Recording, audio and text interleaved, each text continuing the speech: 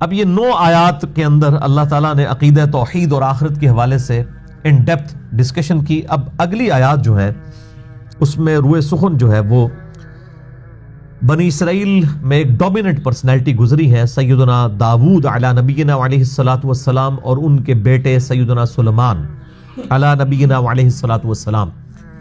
ان کو جو اللہ تعالیٰ نے نعمتوں سے نوازا تھا اس کا ذکر خیر آ رہا ہے.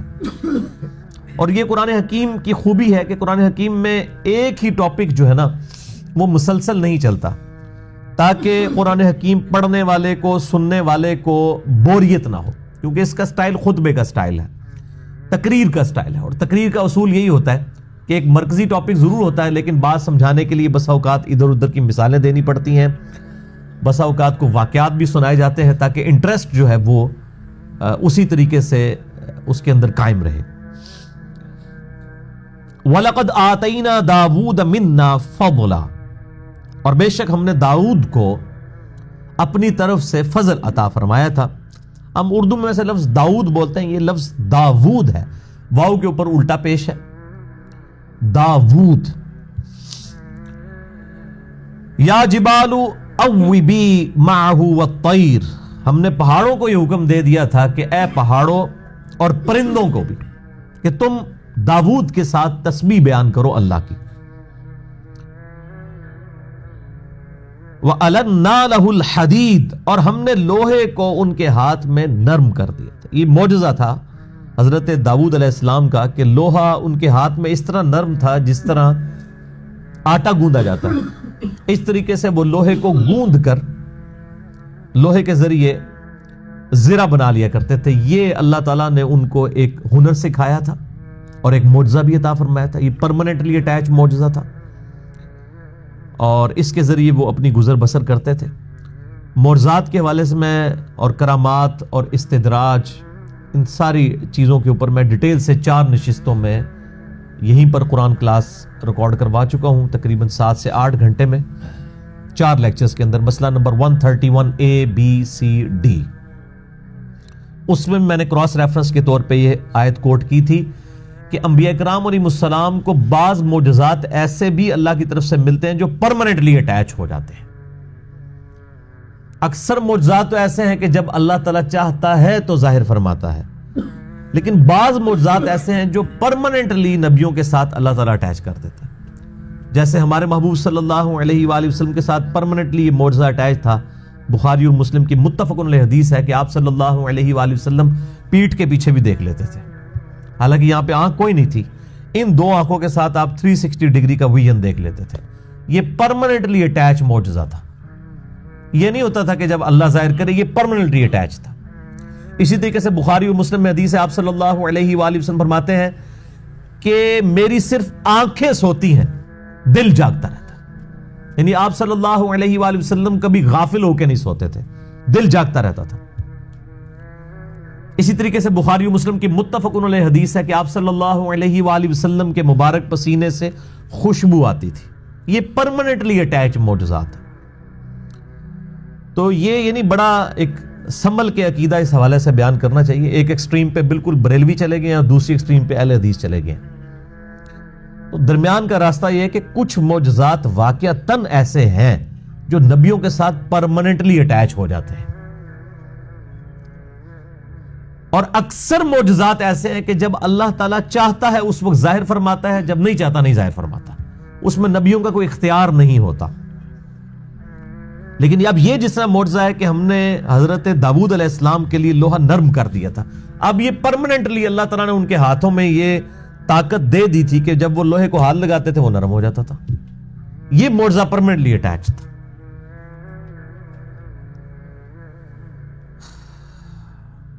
انعمل سابغات وقدر فی السرد واعملوا صالحا. اب یہ بڑی امپورٹنٹ بات آ رہی ہے. اور ہم نے یہ حکم دیا کہ کشادہ زرہ بناؤ اور اس کے ہلکے جوڑنے میں اندازے کا خیال رکھو. یعنی پیغمبر کو جو ہنر سکھایا گیا ان کو بھی یہ بات بتائی جا رہی ہے کہ آپ نے جب یہ زرہ بنانی ہے تو اس کو کھلا بنانا ہے، مٹیریل کی بچت نہیں کرنی، تنگ نہیں سی دینا. ظاہر لوہا تو بڑا مہنگا ہے، اور اس کے جو جوڑ ہیں وہ اس میں اندازے کا خیال رکھنا، یعنی اس کو بالکل ناپ تول کے، یعنی جیسے درجیوں والا کام بھی آپ دیکھیں گے بعض درزی سلائی کرتے ہوئے وہ ٹانکے جو بڑے بڑے زیادہ فاصلوں پہ لگاتے ہیں، کچھ عرصے کے بعد جناب وہ اس طرح کر کے تو اکھڑ جاتی قمیص، اور بعض جو ہے بڑی ایمانداری کے ساتھ جس کو کہتے ہیں کنکر کی سلائی کرتے ہیں اور بڑے قریب قریب جو ہے ان کے ٹانکے ہوتے ہیں اور بالکل وہ لائن کے اندر کرتے ہیں۔ اب اللہ تعالیٰ اپنے پیغمبر کو بھی بات سکھا رہے ہیں کہ آپ کو جو ہم نے زرہ بنانے کی ٹیکنیک عطا فرمائی ہے تو یہ نہیں ہے کہ آپ کام جو ہے وہ الل ٹپ کریں، نہیں، بلکہ پورے اندازے کے ساتھ کشادہ زرے بنائیں اور ہلکے کے جوڑنے میں بھی اس اندازے کا خیال رکھیں۔ وَاعْمَلُوا صَالِحًا، اور نیک اعمال اختیار کریں۔ انی بما تعملون بصیر، بے شک جو کچھ تم کرتے ہو میں تمہیں دیکھ رہا ہوں، یعنی داؤد علیہ السلام اور ان کے گھر والے اور ان کی پوری امت کے بارے میں یہ بات آ رہی ہے۔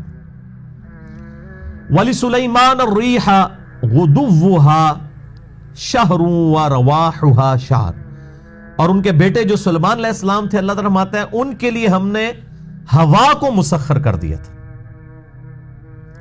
جو کہ ان کو لے کے چلتی تھی اس حال میں کہ ان کی صبح کی منزل 1 ماہ کی ہوتی تھی اور شام کی منزل بھی 1 ماہ کی، یعنی 1 مہینے میں پیدل چلنے سے جو راستہ آپ طے کرتے ہیں، آپ سمجھ لیں تقریباً 1000 کلومیٹر کا فاصلہ طے ہو جاتا ہے اگر 1 مہینے پیدل سفر کیا جائے آلموسٹ۔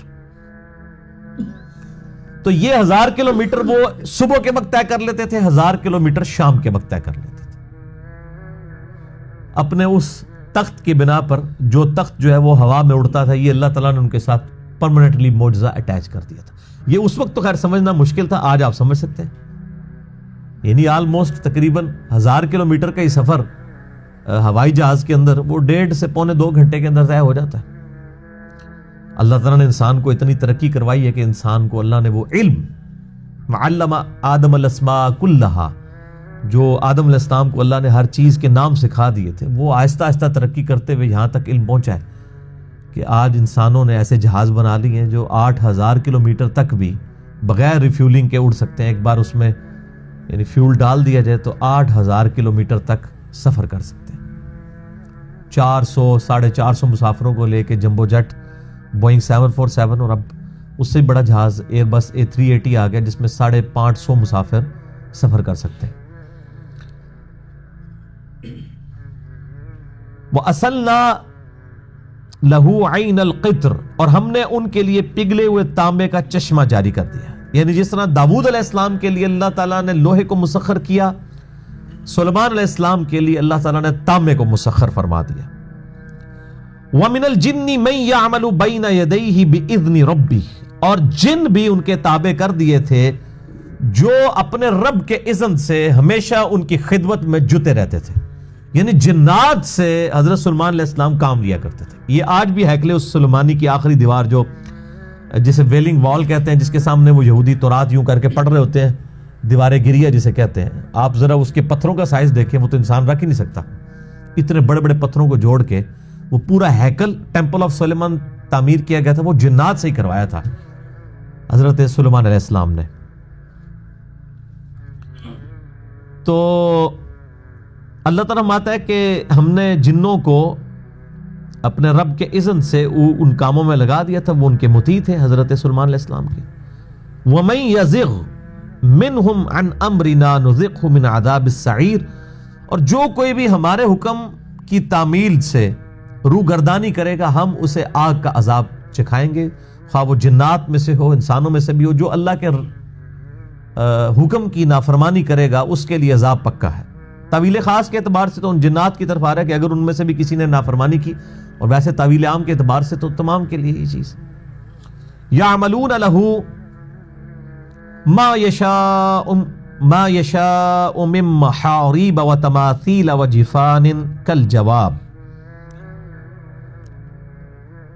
وہ بناتے تھے، یعنی جو جنات ہیں وہ کیا جو ہے وہ ڈیوٹی پرفارم کرتے تھے حضرت سلیمان علیہ السلام کے حکم سے؟ پختہ عمارتیں بناتے تھے، محاریب و تماثیل، اور ان کے لیے مجسمے بناتے تھے۔ اب اس کے اوپر اختلاف ہے، یعنی بعض مفسرین کہتے ہیں کہ اس سے مراد بے جان چیزوں کے مجسمے تھے، پہاڑوں کے یا درختوں کے، اور بعض کہتے ہیں کہ نہیں، اس شریعت میں اس کی اجازت موجود تھی کہ ایسے مجسمے بھی، انسانی شکل کے مجسمے بھی بنائے جا سکتے تھے اگر ان کی عبادت نہ کی جائے۔ میرا تصویر کے حوالے سے موقف جو ہے وہ یہی ہے، اور میرا اس پہ یوٹیوب کے اوپر اگر آپ جا کے لکھیں اسلامک رولنگز اباؤٹ پکچرز اور ساتھ انجینئر محمد علی مرزا میرا نام لکھ دیں تو میرا ایک چھوٹا سا کلپ کھل جائے گا جس میں میں نے صحیح بخاری اور صحیح مسلم کی جو احادیث ہیں تصویر کی حرمت کے اوپر، ان کی میں نے اپروپریٹ ڈسکشن کی ہے، یہ کس کانٹیکسٹ کے اندر ہے۔ آج میں اس کی تفصیل میں نہیں جاؤں گا۔ تو وہ پختہ عمارتیں، مجسمے، بڑے بڑے جو ہے وہ لگن جیسے ہوز ہوں، بڑے بڑے جو برتن، دیگیں،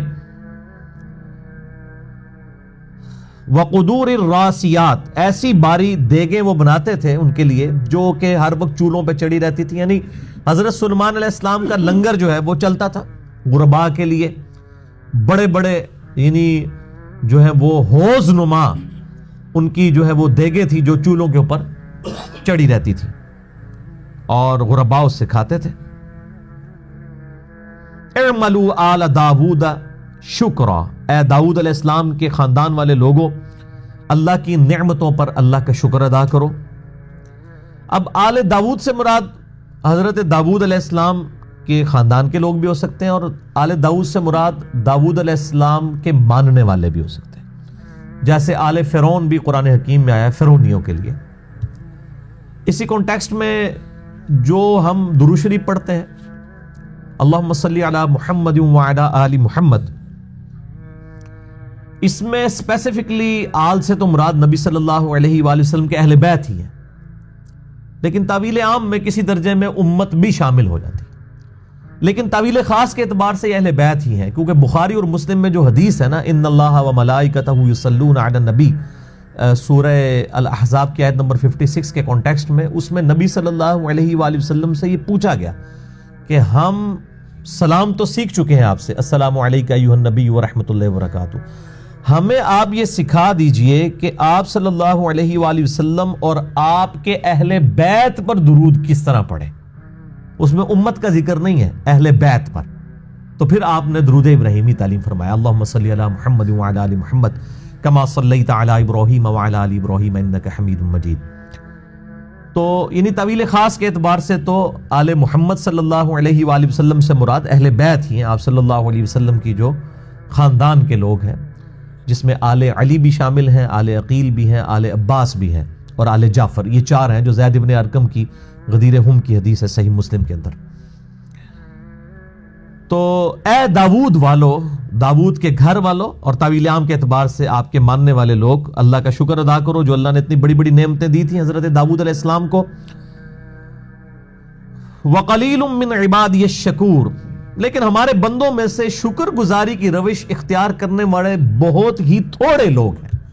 یعنی یہ ہمیشہ سے رہا ہے کہ بڑے کم لوگ ہیں جن کی اپروچ شکر گزاری والی ہوتی ہے، اکثر لوگ جو ہے وہ ناشکری کے اوپر ہی زندگی گزارتے ہیں، والعیاذ باللہ تعالی۔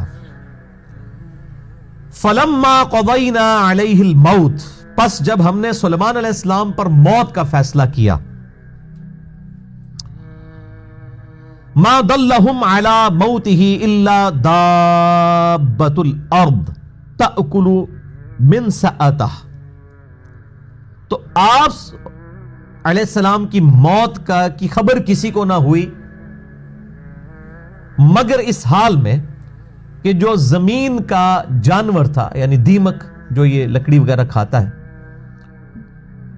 وہ آپ کے جب عصا کو کھا گیا تو اس کے بعد آپ علیہ السلام کی موت کی خبر جنات کو ہوئی۔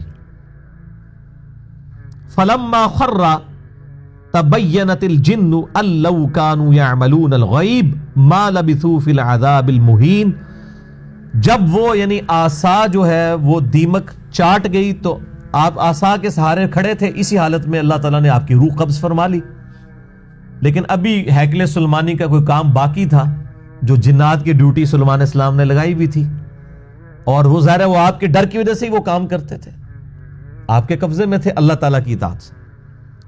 آج کے جن لوگوں کے قبضے میں شیطان ہوتے ہیں یا جنات، وہ اصل میں وہ لوگ جنوں کے قبضے میں ہوتے ہیں، جنات ان کے قبضے میں نہیں ہوتے۔ تو ورنہ تو جناب دنیا کے سارے بینک خالی ہو جائیں اگر جنات یہ کام کر سکتے ہیں. ایک بینک خالی کر کے بتائیں نا. تو اس طرح نہیں ہوتا. جو فزیکل ورلڈ ہے وہ اسی صورت میں چل سکتا ہے جب یہ سارے کے سارے معاملات اللہ تعالیٰ کنٹرول کر کے رکھے.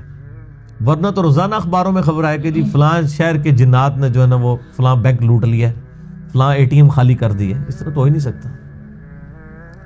تو بس وہ لوگ اس طرح کے بڑے بڑے دعوے کرتے ہیں جنات کے ذریعے یہ کروا دیا, وہ کروا دیا, یہ کروا دیا. کچھ بھی نہیں. یہ سارے جنات مل کے نا یوٹیوب کے اوپر نبی علیہ السلام کے خلاف جو فلمیں چڑھی ہوئی ہیں وہ ڈیلیٹ کروا کے بتائیں. ان ہارڈ ڈسک کو ختم کر دیں امریکہ میں جا کے. پتہ میں بتا دیتا ہوں. سارے بزرگ مل کے, سارے جنات مل کے ایک کام کر کے دسو. دنیا اللہ نے بقدر ایفرٹ رکھی ہوئی ہے. اللہ تعالیٰ کے لیے مشکل نہیں ہے. اللہ کو ہم اس لیے نہیں کہتے کہ اللہ نے دنیا میں معاملات کو ایفرٹ کے ساتھ چھوڑا. اللہ تعالیٰ چاہے تو آنے واحد میں سارے ابو بکر, عمر, عثمان و علی رضی اللہ عنہم اجمعین وعلیہم السلام بن جائیں. اللہ کے لیے تو کوئی مشکل نہیں, لیکن دنیا بقدر ایفرٹ ہے. تو جنات کے بارے میں اللہ تعالیٰ فرما رہا ہے کہ فلما خر تبینت الجن ان لو كانوا يعملون الغیب. جب آسا کے وہ دیمک کو چاٹنے کی وجہ سے ان کا جسم مبارک نیچے آیا تو اس وقت جنات پہ یہ بات کھلی کہ سلیمان علیہ السلام تو فوت ہو چکے ہیں. تو اللہ فرماتا ہے اگر جنات کے پاس غیب کا علم ہوتا تو ما لبثوا فی العذاب المہین, تو وہ اتنے رسوا کن عذاب میں نہ رہتے. یعنی وہ بوجھل دل کے ساتھ جو اعمال اختیار کیے ہوئے تھے سلیمان علیہ السلام کے حکم پہ, وہ تو سلیمان علیہ السلام کی ڈیتھ ہوتے ہی بھاگ جاتے. کچھ عرصہ کے لیے سلیمان علیہ السلام چونکہ اس لاٹھی پر ٹیک لگائے ہوئے تھے, ان کو نہیں اندازہ تھا, اب اتنی جرت بھی نہیں تھی کہ وہ پوچھتے کہ بھی سلیمان علیہ السلام نہ تو یعنی کہ وضو کرنے کے لیے جا رہے ہیں, نہ نیند کے لیے یہاں سے ہٹ رہے ہیں, یا نماز پڑھنے کے لیے ہٹ رہے ہیں. اتنا روب تھا ان کا کہ اس طرح بھی ان کا دماغ نہیں گیا ان کے روب کی وجہ سے. روب کی وجہ سے ادھر مطلب لوگوں کے اوپر ایسے ایسے روب طاری ہوتے ہیں, لوگوں کا پیشاب رک جاتے ہیں. تو جب کوئی ایسے معاملات آ جائیں تو وہ تو پھر سلیمان علیہ السلام کو تو اللہ نے طاقت بھی دی ہوئی تھی. بل اس حوالے سے جو اسرائیلی روایات آتی ہیں کہ جی وہ 1 سال تک اسی طرح نا, یہ تو بالکل گپ شپ ہے, یہ تو اللاجیکل بات ہے. کچھ عرصہ کے لیے واللہ عالم وہ کتنا عرصہ تھا, 1 ہفتہ تھا یا 1 مہینہ تھا, واللہ عالم. اصل چیز بتانے والی اللہ تعالیٰ یہ فرما رہا ہے کہ اگر ان کے پاس غیب کا علم ہوتا نا جنات کے پاس, تو وہ اسی دن ہی بھاگ جاتے جس دن سلیمان علیہ السلام فوت ہوئے تھے. تو ان کو یہ پھر ذلت نہ کاٹنی پڑتی اس حوالے سے کہ جو ان کے انڈر وہ کام کرنا پڑ رہا تھا ان کو مجبوراً.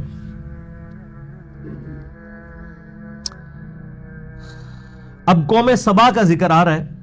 ان کا ڈیٹیل ذکر سورۃ النمل میں بھی گزرا ہے. جب جو ملک سبا کی جو ملکہ تھی بلقیس, وہ مطیع ہو کر حضرت سلیمان علیہ السلام کے پاس آ گئی تھی. وہ پورا واقعہ تو وہاں پر آیا تھا.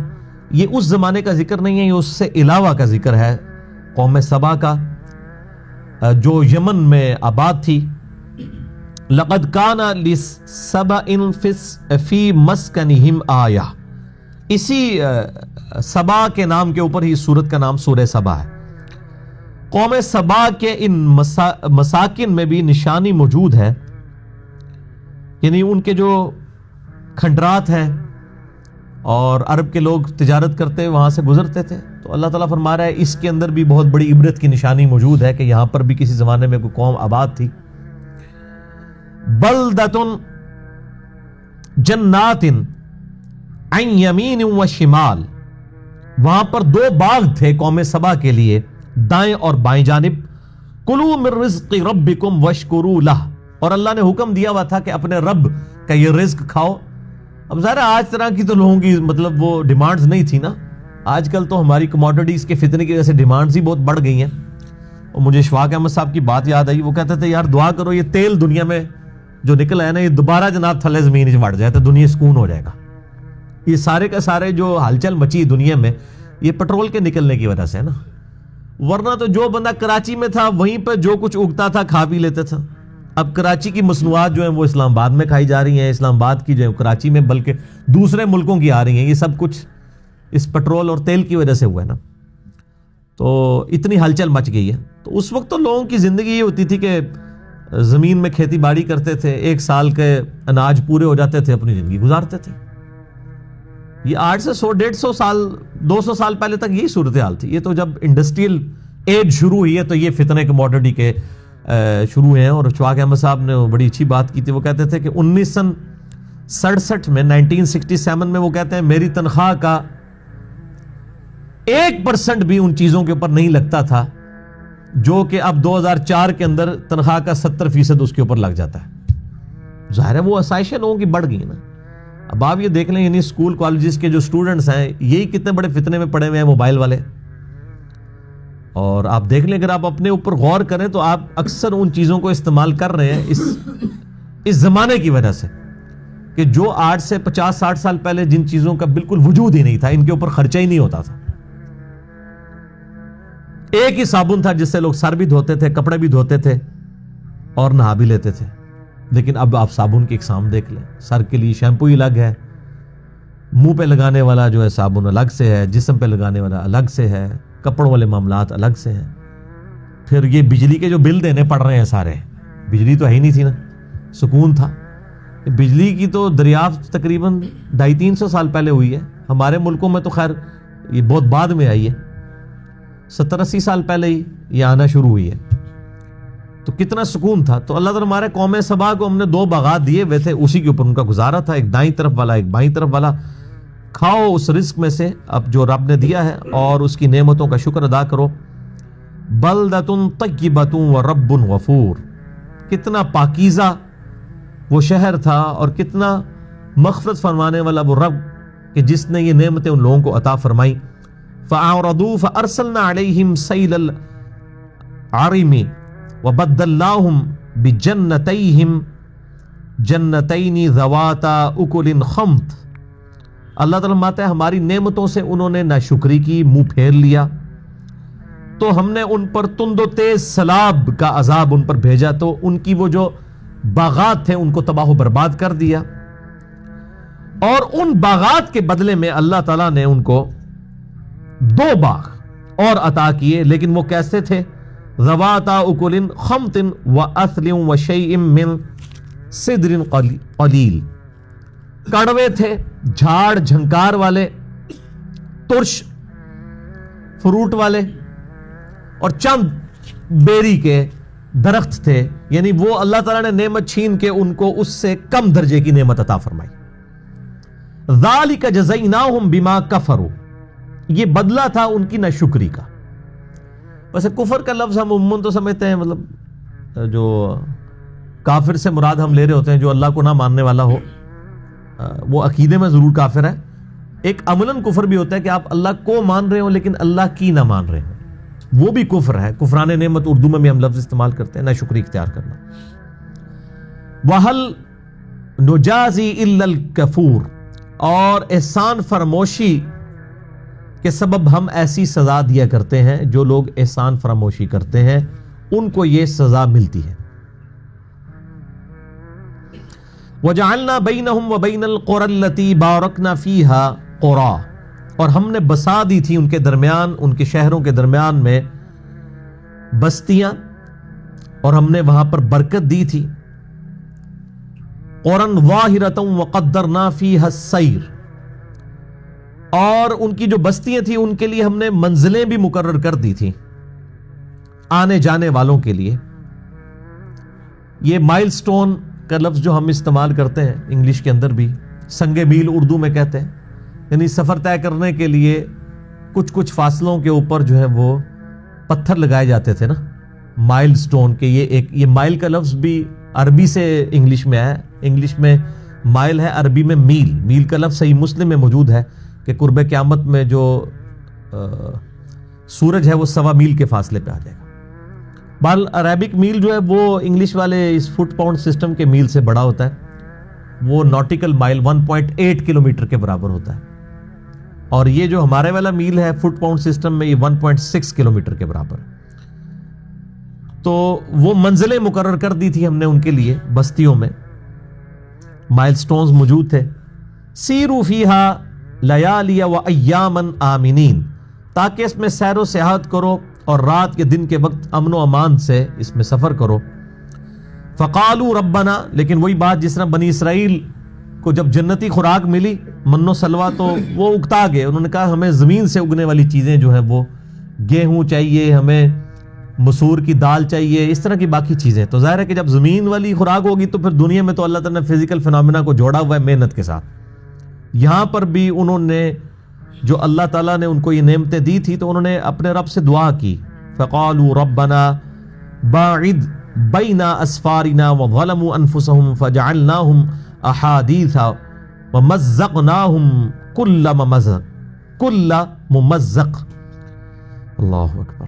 اللہ تعالیٰ فرماتا ہے کہ انہوں نے اپنی جانوں کے اوپر خود سے ظلم کیا، روگردانی کی، اللہ تعالیٰ کی نعمتوں کی ناشکری کی، اور انہوں نے اللہ تعالیٰ سے یہ دعا کی کہ اللہ ہماری منزلیں دور دور کر دے، یعنی ہم بھی لمبے سفر کریں اور سفروں کو انجوائے کریں، بجائے وہ قریب ہونے کے انہوں نے یہ دعا کی کہ ہماری بستیوں کو دور دور کر دے. پھر اللہ تعالیٰ نے ان کو دور دور ہی کر دیا. ایسا یعنی ان کے اندر پھوٹ پڑی کہ کوئی وہاں سے اٹھ کے جو ہے وہ ہندوستان کے اندر آ کے آباد ہو گیا، کوئی افغانستان کے اندر آ کے آباد ہو گیا، کوئی عراق کے اندر آباد ہو گیا. تو اللہ تعالیٰ ماتا ہے ان کو ہم نے پھر افسانہ بنا کے رکھ دیا. وَمَزَّقْنَاهُمْ كُلَّ مُمَزَّقٍ، اور ہم نے ان کی جمیعت کو پارا پارا کر دیا. اِنَّ فِي ذَلِكَ لَآيَاتٍ لِكُلِّ صَبَّارٍ شَكُورٍ، بے شک یہ جتنی بھی گفتگو کی گئی سبا، قوم سبا کی جو حالت بیان کی گئی، اس کے اندر نشانیاں ہیں ہر صبر کرنے والے کے لیے، شکر کرنے والے. یعنی دنیا میں تکالیف آئیں گی، ان پہ صبر کرنا ہوگا، اور اللہ کی جو گیون نعمتیں ہیں ان کے اوپر جو ہے وہ شکر گزاری کی روش اختیار کرنی ہوگی.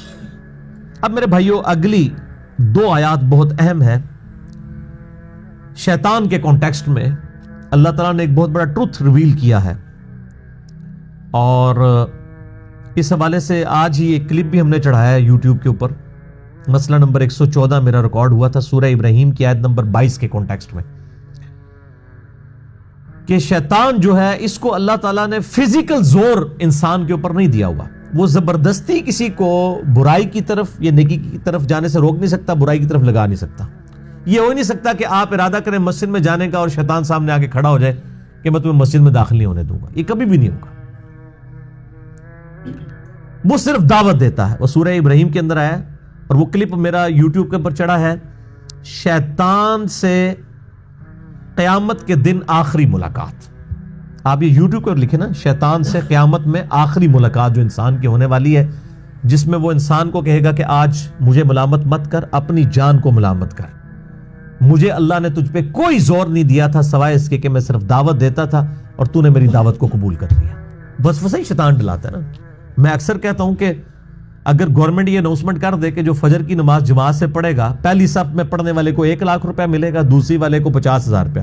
دنیا کے سارے شیطان مل کے نا ایک بندے کی فجر نہیں چھڑوا سکتے. کیا خیال ہے؟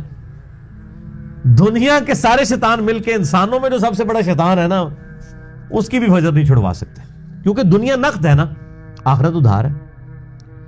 تو یہ سارے انسان کا اپنا ارادہ ہے، ول ہے. بال وہ کلپ ضرور دیکھیں. شیطان سے قیامت میں آخری ملاقات. انجینئر محمد علی مرزا صاحب لکھ کے آپ یوٹیوب پر لکھیں تو انشاءاللہ ایک کلپ کھل جائے گا، تقریباً 10 سے 11 منٹ کا ہے. اس میں نے ڈیٹیل سے گفتگو کی ہے، اور ایک ڈیٹیل 2 گھنٹے کا لیکچر ہے. مسئلہ نمبر 79، اللہ، انسان اور شیطان. یہ ایک ٹرائنگل بنتی ہے نا. یہ سارے کا سارا معاملہ ان 3 دیکھنا، اللہ اور انسان کے درمیان جو چیز حائل ہے وہ شیطان ہے. اس طرف جانے سے روکتا ہے، فزیکلی نہیں، صرف دعوت کی حد تک. وہ بخاری مسلم میں حدیث ہے کہ ہر شخص کے ساتھ اللہ تعالیٰ نے ایک فرشتہ اٹیچ کر دیا ہے اور ایک جن بھی، شیطان. فرشتہ اسے نیکی کی طرف بلاتا ہے، شیطان اسے برائی کی طرف. وہ اللہ نے بیلنس کیا ہوا ہے. حتیٰ کہ ایک صحابی نے جرأت کر کے پوچھا، اللہ کے محبوب صلی اللہ علیہ وآلہ وسلم آپ کے ساتھ بھی؟ آپ فرمایا ہاں میرے ساتھ بھی، لیکن اس کو اللہ نے میرا موتی کر دیا ہے، تو میرے ساتھ جو جن اٹیچ ہے وہ بھی اب مجھے نیکی کی طرف ہی دعوت دیتا ہے. آپ صلی اللہ علیہ وآلہ وسلم کے علاوہ کوئی شخص ایسا نہیں ہے. آپ صلی اللہ علیہ وآلہ وسلم کی امت میں جو شخص یہ دعویٰ کرے کہ میرے ساتھ شیطان کوئی اٹیچ نہیں ہے، مجھ سے غلطی نہیں ہو سکتی، ایسا نہیں ہو سکتا. وہ نبی صلی اللہ علیہ وآلہ وسلم کی ہی خصوصیت ہے، ما ضل صاحبکم وما غوا. تمہارے نبی نہ کبھی بہکے ہیں اور نہ کبھی بے راہ چلے ہیں. وما کا وَلَقَدْ صَدَّقَ علیہم ابلیس ظنہ، اور بے شک ابلیس نے اپنا گمان سچ کر دکھایا. ایک تو وہ قوم سبا کے اعتبار سے، اور ایک جرنل ہے کہ جو اس نے اللہ تعالیٰ کے ساتھ یہ وعدہ کیا تھا کہ میں اکثریت کو گمراہ کر دوں گا، اللہ تعالیٰ فرماتا ہے اس نے اپنا وعدہ پورا کر دیا۔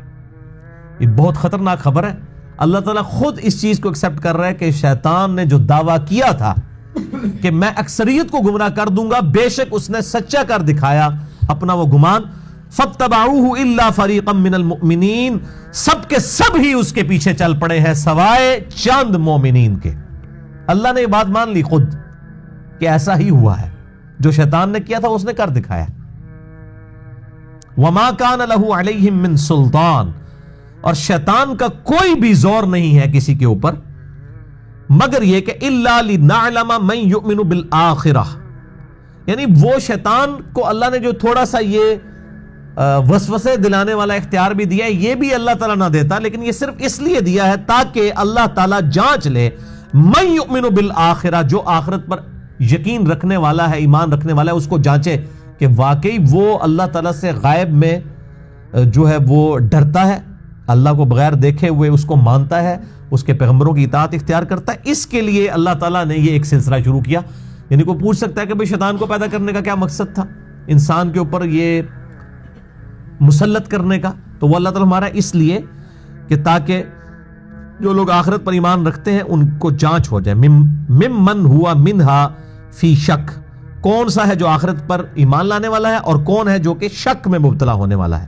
وَرَبُّكَ عَلَىٰ كُلِّ شَيْءٍ حَفِيظٌ، اور تمہارا پروردگار ہر چیز پر نگہبان ہے۔ اللہ تعالیٰ نے ہر چیز کو ٹائنیس ڈیٹیل تک کنٹرول کیا ہوا ہے، یعنی اللہ تعالیٰ نے ہر بندے کا ریکارڈ رکھا ہوا ہے۔ یعنی اگر یہ فرشتے نہ بھی نوٹ کریں، اللہ تعالیٰ کے علم میں ہر شخص کا نامہ اعمال ہے کہ اس نے کیا کیا، کس وقت اس نے کن سرکمسٹانسز، کن حالات و واقعات کے اندر یہ ڈیسیژن کیا۔ یعنی دنیا کو تو لوگ دھوکہ دے سکتے ہیں کہ جی میری تو مجبوری تھی، میں یہ نہ کرتا تو اور کیا کرتا۔ وہ اللہ تعالیٰ فیصلہ کر دے گا کہ یہ تو نے جو کیا ہے، جو کچھ کیا تو اس سے بہتر یہ۔ اب کئی لوگ ہیں یعنی سرکاری یعنی نوکریوں کے اندر وہ یعنی رشوت کی روش اختیار کرتے ہیں اور وہ پلی یہ لیتے ہیں جی بس گزارا نہیں ہوتا تھا کیا کریں۔ حالانکہ اسی پوسٹ کے اوپر ایسے لوگ بھی موجود ہوتے ہیں، چاہے وہ کم ہوتے ہیں، جو کہ حلال اور حرام کی تمیز کرتے ہیں، اور بسا اوقات ان کو اپنی جان بھی دینی پڑ جاتی ہے۔ آپ دیکھ لیں یہ ہمارے جو FIA کے ملازمین ہیں، جو فیڈرل انویسٹیگیشن ایجنسی، اس کے اندر کئی ایک لوگ جب کریٹیکل کیسز کی پیروی کر رہے ہوتے ہیں تو ان کو شہید کر دیا جاتا ہے۔ کئی انسپیکٹر شہید ہوئے ہیں، حالانکہ ان کو پہلے آفرز کی جاتی ہیں کروڑوں میں، لیکن وہ خدا سے ڈرتے ہوئے یعنی بے ایمانی کی روش اختیار نہیں کرتے تو ان کو پھر اپنی جان سے ہی ہاتھ دھونا پڑتا ہے۔ تو ظاہر دنیا سے تو انسان نے جانا ہے، روڈ ایکسیڈنٹ کے ذریعے، ایئر کریش کے ذریعے، گردے فیل ہو کے، ہارٹ اٹیک کے ذریعے، کسی بھی طریقے سے جانا تو ہے، اور اپنے مقررہ وقت پہ کسی کی موت پہلے نہیں آنی، یہ ذہن میں رکھیں۔ اگر کوئی شخص ایون قتل بھی کر دیا جائے نا تو وہ قاتل کو سزا ضرور دی جائے گی دنیاوی رول کے تحت جو اللہ تعالیٰ نے قصاص کے اندر زندگی رکھی انسانیت کی، وہ اس لیے کہ تاکہ امن کی بحالی رہے، ورنہ اس کا ٹائم پورا ہو چکا تھا۔ وہ اگر اس کو نہ بھی قتل کیا جاتا اس نے کسی اور طریقے سے مر جانا تھا۔ جو لوگ قتل نہیں ہوتے کیا وہ نہیں مرتے؟ کتنے جوان لوگ ہیں جن کی صحت بالکل ٹھیک ہوتی ہے، اچانک پتا چلتا ہے جی کہ آپ کو تو جناب بلڈ کینسر ہو چکا ہے اور آخری سٹیج کے اوپر ہے۔ ان کو تو کسی نے گولی نہیں ماری ہوتی، کسی روڈ ایکسیڈنٹ میں نہیں مرے ہوتے۔ تو اب کئی معاملات ایسے ہو جاتے ہیں بالکل۔ انسان جنید جمشید صاحب کو دیکھ لیں رحمہ اللہ تعالیٰ، کتنی اپنی یعنی لائف کی پیک پہ تھے، وہ صحت بھی تھی، سب کچھ تھا، ٹھیک ہے۔ اب وہ جہاز روزانہ کئی بار اڑتے ہیں، اس کے بعد سے ابھی تک اللہ کا فضل ہے کوئی جہاز نہیں گرا، اس سے پہلے بھی کئی سال میں نہیں کوئی گرے، سوائے ایک دو حادثے ہوئے، وہی گرنا تھا، انہی لوگوں کی موت تھی، آخرہ نہیں ہے۔ تو انسان اپنی موت سے نہیں بھاگ سکتا۔ تو اللہ تعالیٰ نے ہر چیز کو کنٹرول کیا ہوا ہے، حفاظت فرمانے والا ہے۔ نامہ مال اللہ تعالیٰ کے علم میں ہے کہ کس نے کن حالات کے اندر کیا معاملات کیے۔ اللہ تعالیٰ اپنے معاملات کے اندر کوئی کسی کی دھونس کو برداشت نہیں کرتا۔ جو اس کے لیے سفارش والا معاملہ بھی ہے وہ بھی اس کی اجازت سے ہے اللہ کے حضور۔ اب اسی کا ذکر آگے بھی آئے گا. اب یہ بڑی سخت آیات آ رہی ہیں عقیدہ توحید کے حوالے سے. قُلِ ادْعُوا الَّذِينَ زَعَمْتُم مِّن دُونِ اللَّهِ، اے محبوب صلی اللہ علیہ وآلہ وسلم ان مشرکین سے فرماؤ کہ تمہیں اللہ کے علاوہ جن ہستیوں کے بارے میں یہ زوم ہے نا کہ وہ اللہ کے مقابلے پہ تمہاری حفاظت کر لیں گی، لا یملکون مثقال ذرۃ فی السماوات ولا فی الارض، وہ زمین میں نہ کسی ذرے کی مالک ہے نہ آسمان میں، وما لہم فیہما من شرک، اور نہ ہی اللہ تعالی کے ساتھ زمین و آسمان میں جو یہ ساری کی ساری نعمتیں ہیں ان میں کسی ذرے میں وہ شریک بھی ہے، پارٹنر بھی نہیں ہے. وہ مشرکین عرب کا یہ عقیدہ تھا نا کہ یہ جو ہم نے بت بنائے ہوئے ہیں فرشتے اللہ کی بیٹی ہیں، انہی کے بت بنائے ہوئے ہیں اور یہ اللہ تعالیٰ کے ساتھ شریک ہیں، اللہ ہی کے اسسٹنٹ ہیں. تو اس کانٹیکسٹ میں بات ہو رہی ہے کہ فرشتے بھی کسی ذرے میں بھی زمین و آسمان میں اللہ کے ساتھ نہ تو پارٹنر ہیں نہ مالک ہیں. وَمَا لَهُ مِنْهُمْ مِنْ ظَهِيرٍ، اور نہ کوئی فرشتہ اللہ تعالیٰ کا مددگار ہے کسی مسئلے. یہ فرشتوں کی بات ہو رہی ہے جن کے پاس اتنی طاقتیں ہیں. اللہ تعالیٰ نے فرشتوں کی ڈیوٹیاں لگائی ہیں نا. ملک الموت روزانہ تقریباً 1.25 لاکھ لوگوں کی روح قبض کرتا ہے اللہ کے اذن سے. 1 گھنٹے میں 6000 لوگوں کی ڈیتھ ہوتی ہے. 1.25 لاکھ کے قریب لوگ روزانہ مرتے ہیں. تھوڑی طاقت ہے لیکن وہ اللہ کے اذن سے ہے. اللہ کے اذن کے بغیر وہ ایک چیونٹی اس پہ بھی موت نہیں آ سکتی. چاہے جائے کہ انسان جو اس اللہ تعالیٰ کی کریشن کا کلائمیکس ہے کہ اس کی روح ملک الموت علیہ السلام قبض کر سکے. اسرائیل کا لفظ بھی ہم استعمال کرتے ہیں. ہمارے مفسرین میں سے بھی امام ابن جریر رحمہ اللہ تعالی المتوفی 310 ہجری تفسیر تبری میں انہوں نے ملک الموت کے لیے اسرائیل کا لفظ استعمال کیا. ہمارے سلف سے بھی ثابت ہے. دونوں لفظ ٹھیک ہے. قرآن حکیم میں ملک الموت آیا ہے, اسرائیل کا لفظ بھی آیا ہے. اسرائیل کا مطلب ہے اللہ کا بندہ. تو اس کے علاوہ بھی فرشتوں کی ڈیوٹیاں ہیں بارش برسانے کے اوپر اور مخلوق میں رزق تقسیم کرنے کے اوپر, لیکن یہ مالک کسی چیز کے نہیں ہے, نہ اللہ تعالیٰ کے ساتھ شراکت دار ہے کسی ذرے کے بھی.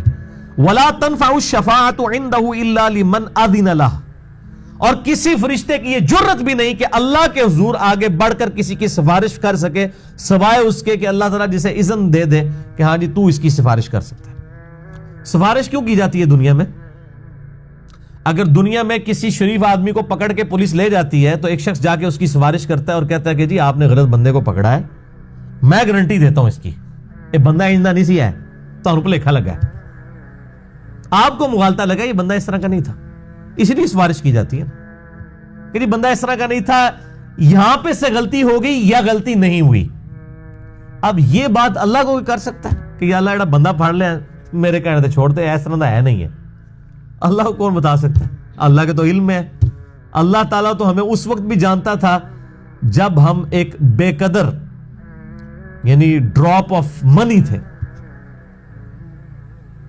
ایک جنین کی فارم میں, ایمبرونک سٹیج سے لے کر مرتے دم تک. اللہ تعالیٰ تو ایک ایک چیز سے واقف ہے. اس کو کون یہ بتا سکتا ہے, کوئی فرشتہ یا کوئی انسان, کہ جی میں اس کی سفارش کرتا ہوں کہ یہ بندہ ٹھیک ہے یا اس کو یہاں پر غلطی لگی ویسے یہ ٹھیک ہے؟ نہیں, سوائے اس کے کہ اللہ تعالیٰ جسے اذن دے. تو شفاعت بالاذن کا عقیدہ ہی اہل سنت کا صحیح عقیدہ ہے. باقی جو اہل بدعت نے شفاعت بالوجاہت کا عقیدہ بنایا ہے اس کی کوئی اصل نہیں ہے. شفاعت کے اوپر بھی میری حدیث شفاعت پہ بھی ڈیٹیل لیکچر ریکارڈ ہے, مسئلہ نمبر 88B, جسے شوق ہو تو دیکھیں. پچھلے دنوں ہم نے اس کا کلپ بھی نبی صلی اللہ علیہ وآلہ وسلم کی شفاعت والی حدیث اس عنوان سے 1 گھنٹے کا کلپ اپلوڈ کیا ہے یوٹیوب کے اوپر. بخاری اور مسلم سے سارے جتنے بھی طرق تھے میں نے حدیث شفاعت کے بیان کیے ہیں. تو اللہ تعالیٰ فرماتا ہے کسی کی جرت نہیں فرشتے کی بھی کہ وہ اللہ کے حضور کسی کی سفارش کرے سوائے اس کے اذن سے. حتی اذا فزع عن قلوبہم, حتیٰ کہ یہ حالت یہ ہے کہ اللہ تعالیٰ کی طرف سے جب حکم دیا جاتا ہے نا فرشتوں کو, تو اللہ تعالیٰ کی طرف سے اللہ کے حکم کی ایسی روب ان کے دلوں کے اوپر طاری ہوتا ہے, ایسی گھبراہٹ ان پر طاری ہوتی ہے کہ جب وہ اللہ کا حکم مکمل ہو جاتا ہے تو اس کے بعد وہ کیا کرتے ہیں, قالوا ماذا قال ربکم قالوا الحق. تو وہ پھر فرشتے آپس میں ایک دوسرے سے پوچھتے ہیں کہ تمہارے رب نے کیا فرمایا تھا. اس کی ڈیٹیل بخاری مسلم میں آتی ہے کہ اللہ تعالیٰ کی طرف سے جب حکم دیا جاتا ہے فرشتوں کو تو اس وقت کیا یعنی کیفیت طاری ہوتی ہے، اور فرشتوں پر کیسا روب طاری ہوتا ہے کہ جب وہ حکم مکمل ہوتا ہے تو پھر فرشتے جب اس ٹینشن کی کنڈیشن سے باہر نکلتے ہیں پھر ایک دوسرے سے پوچھتے ہیں کہ اللہ نے کیا حکم دیا تھا، تو سارے فرشتے کہتے ہیں جو بھی اللہ نے کہا تھا سچ ہی کہا تھا، وَهُوَ الْعَلِيُّ الْكَبِيرُ، اور وہ بڑی شان والا ہے اور بہت بلند ہے۔ بھائی اللہ کے ساتھ کسی کی کوئی رشتہ داری نہیں ہے، ایک کنو کاٹ لو گال۔ اللہ تعالیٰ اپنی مخلوقات کے اوپر چھایا ہوا ہے، اس کے ساتھ انسان کسی بھی صورت کوئی ایسا رشتہ قائم نہیں کر سکتا کہ اس کے اوپر دھونس کسی کی چل جائے، نیور،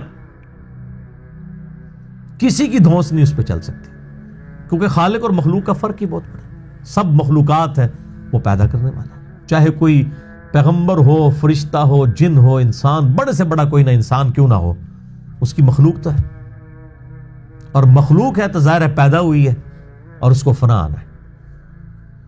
تو اللہ کے مقابلے پر ایون اللہ کی دوستی میں بھی کسی کی جرت نہیں کہ اس کی اجازت سے بغیر کسی کی شفاعت کر سکے۔ قل من یرزقکم من السماوات والارض، اے نبی صلی اللہ علیہ وآلہ وسلم ان سے پوچھئے کون ہے جو آسمانوں اور زمین میں تمہیں رزق دیتا ہے؟ قل اللہ، پھر خود ہی فرمائیے اللہ دیتا ہے۔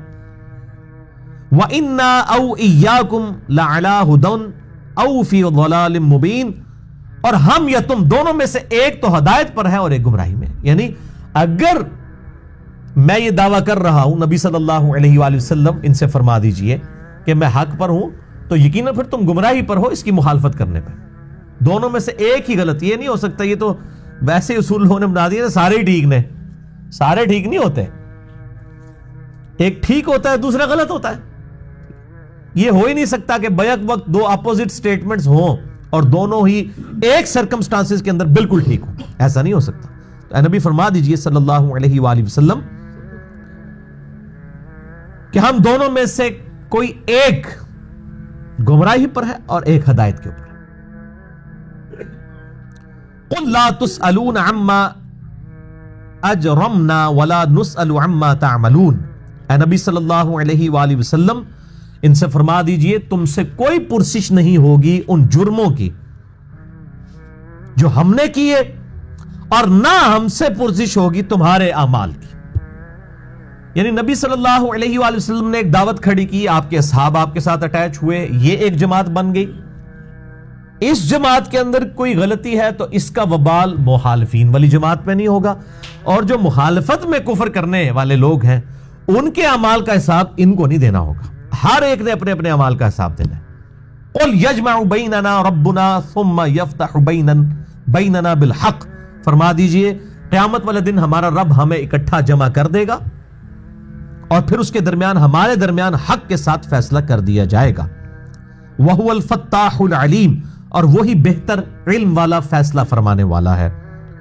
قُلْ أَرُونِيَ الَّذِينَ أَلْحَقْتُمْ بِهِ شُرَكَاءَ كَلَّا، فرمائیے اے نبی صلی اللہ علیہ وآلہ وسلم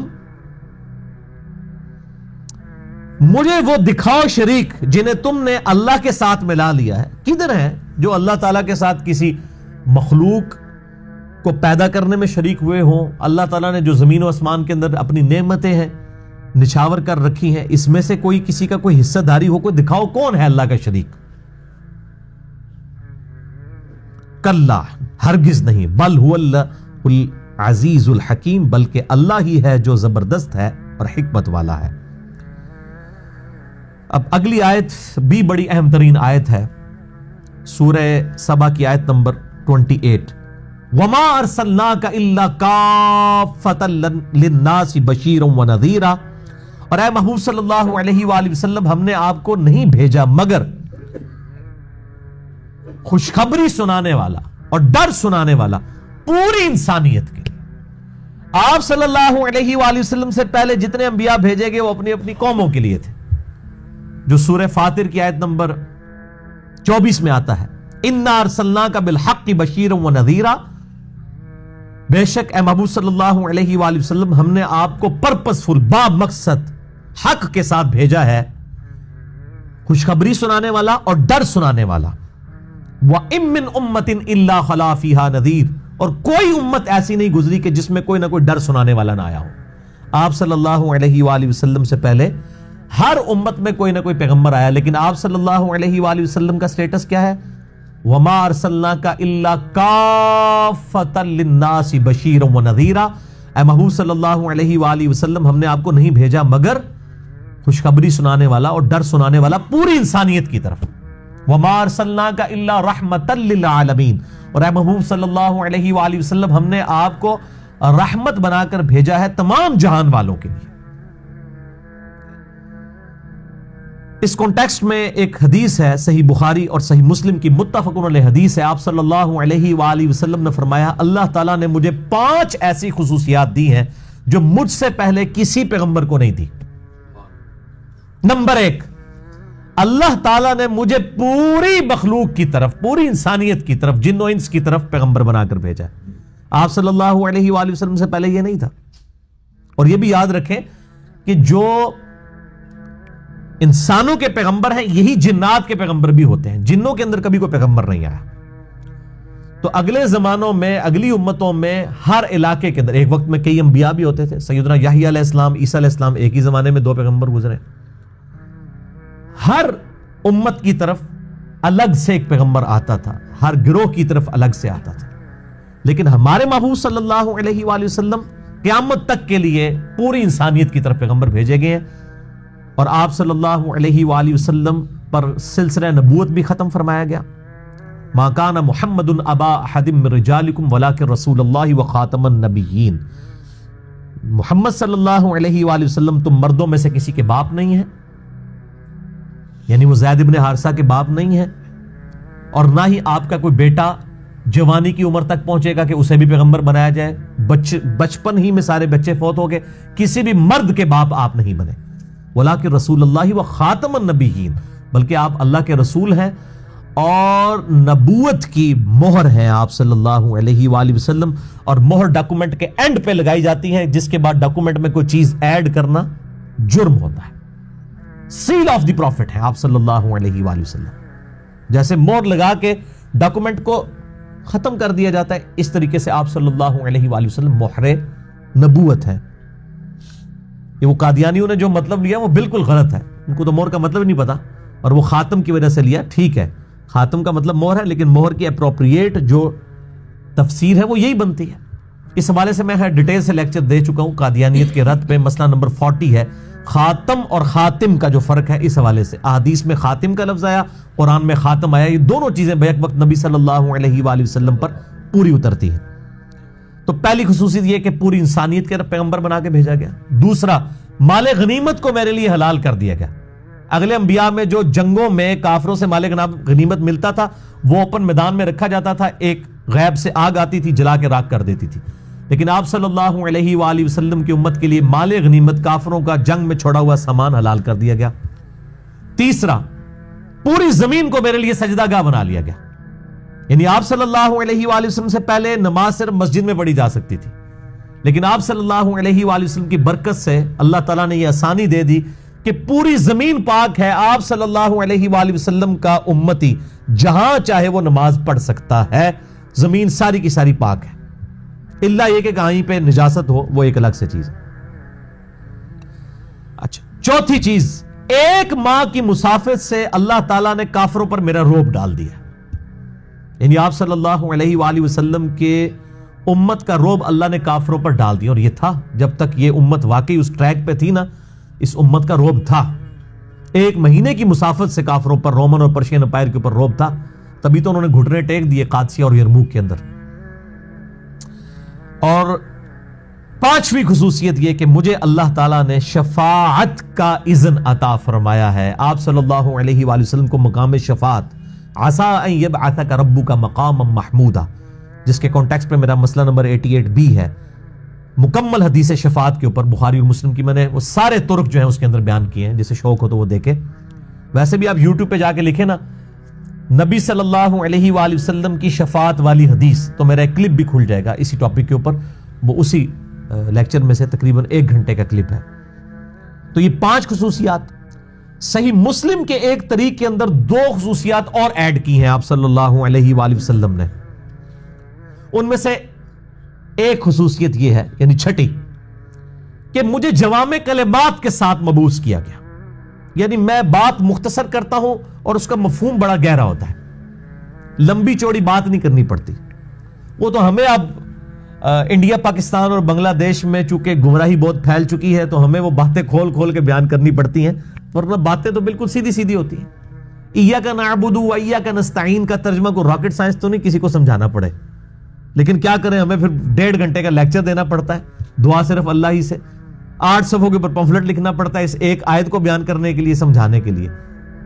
وہ کہتے ہیں نہیں دیکھیں جی، اس میں تو یہ ہے کہ اللہ ہی کی عبادت کرتے ہیں، اسی سے مدد مانگتے ہیں، اس میں یہ تو نہیں لکھا کسی اور سے نہیں مانگتے ہیں، بالکل الٹ لے جاتے ہیں۔ تو اس طرح کے دھوکے دیتے ہیں، تو اس لیے میں پھر ترجمہ کرتے اپروپریٹ ترجمہ کرتا ہوں، اے اللہ ہم تیری ہی عبادت کرتے ہیں اور غائب میں مدد کے لیے صرف تجھی کو پکارتے ہیں۔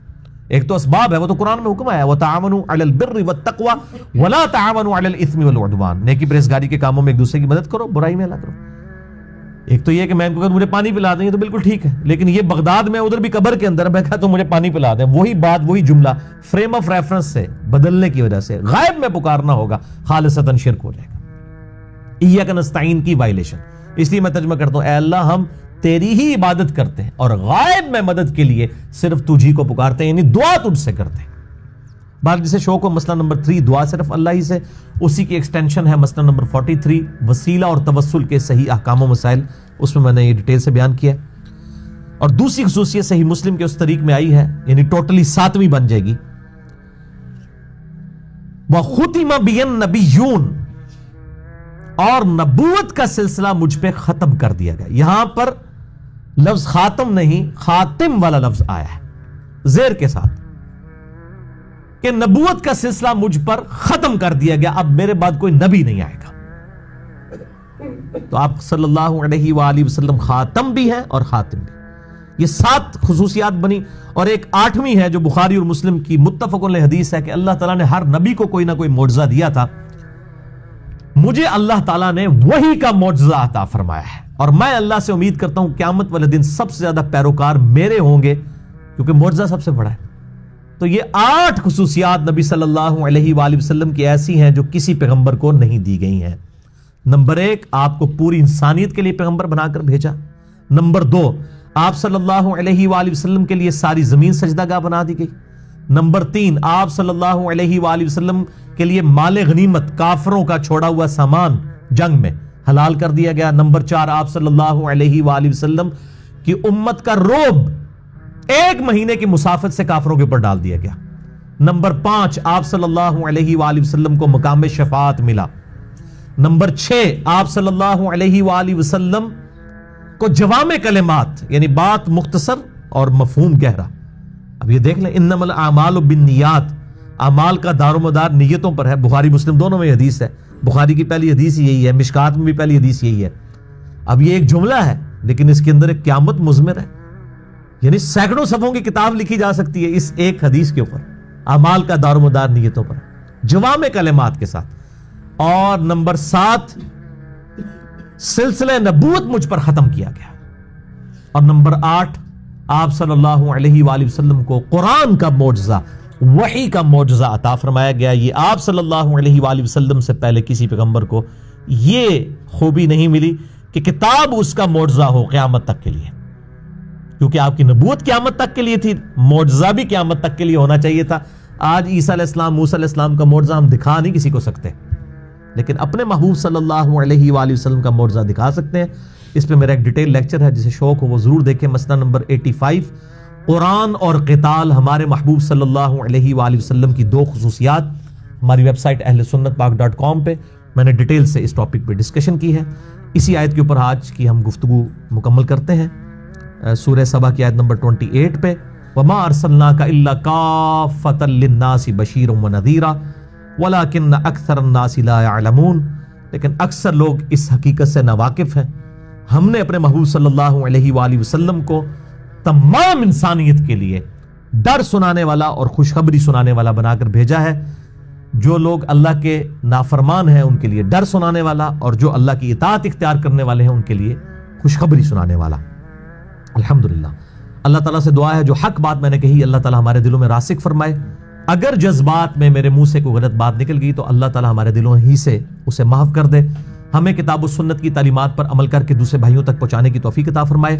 سبحانک اللہم و بحمدک، اشہد ان لا الہ الا انت، استغفرک و اتوب الیک، وما علینا الا البلاغ المبین۔ جزاکم اللہ خیرا۔